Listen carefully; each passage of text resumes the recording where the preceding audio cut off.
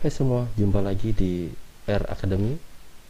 Pada kesempatan ini kita akan membahas tentang menyusun rumusan masalah, khususnya pada Research and Development. Research and Development merupakan penelitian pengembangan yang menghasilkan produk. Jadi yang dihasilkan adalah sebuah produk. Jenis produk yang dihasilkan atau dikembangkan tentu disesuaikan dengan keilmuan peneliti. Walaupun demikian, secara umum rumusan masalah penelitian pada Research and Development itu relatif sama. Rumusan masalah dibuat sebagai landasan pijak terhadap standar ukur keberhasilan produk. Produk dikatakan berhasil tentu berdasarkan kualitas produk akhir yang dikembangkan. Jadi kata kuncinya adalah Research and Development merupakan penelitian yang menghasilkan produk. Produk yang baik adalah produk yang berkualitas. Teman-teman, perlu diketahui bahwa pada prosedur pengembangan Research and Development itu perlu dijabarkan bagaimana alur atau prosedur yang dilakukan. Prosedur pengembangan dapat menggunakan berbagai model Research and Development, seperti ada 4D, ada AD, ada model Bloom, dan lain-lain. Berkaitan dengan kualitas produk atau media dikatakan berkualitas jika memenuhi standar kualitas. Mengutip dari Neven, terdapat 3 hal yang menjadi acuan. Yang pertama, validitas. Kedua, efektivitas. Ketiga, kepraktisan.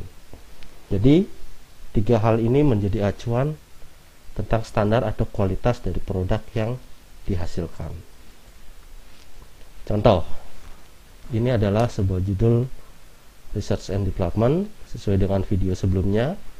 Pengembangan perangkat instrumen penilaian kemampuan visualisasi spasial dan pemahaman konsep geometri siswa kelas 5 SD di kota A. Dari judul ini kita akan buat rumusan masalah. Ada beberapa tipe rumusan masalah. Contoh pertama. 1. Bagaimana prosedur pengembangan perangkat instrumentasi penilaian kemampuan visualisasi spasial dan pemahaman konsep geometri siswa kelas 5 SD di kota A. Yang kedua, bagaimana kualitas perangkat instrumentasi penilaian kemampuan visualisasi spasial dan pemahaman konsep geometri siswa kelas 5 SD di kota A yang dikembangkan.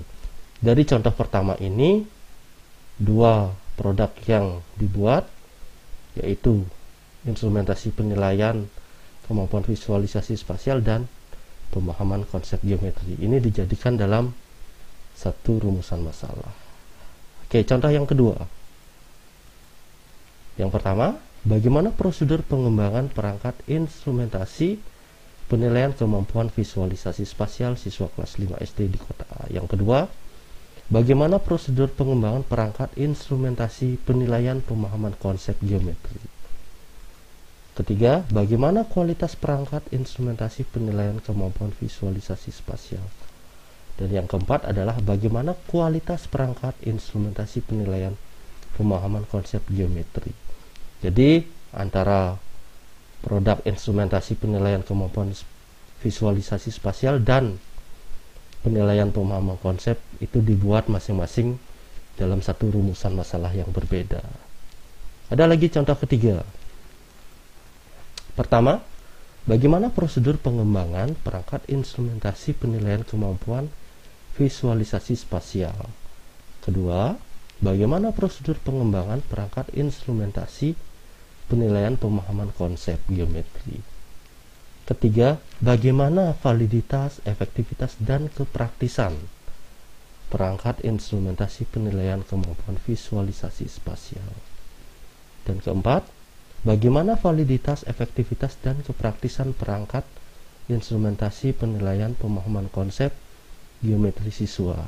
Nah, jadi teman-teman, untuk kualitas dijabarkan menjadi 3, yaitu validitas, efektivitas, dan kepraktisan.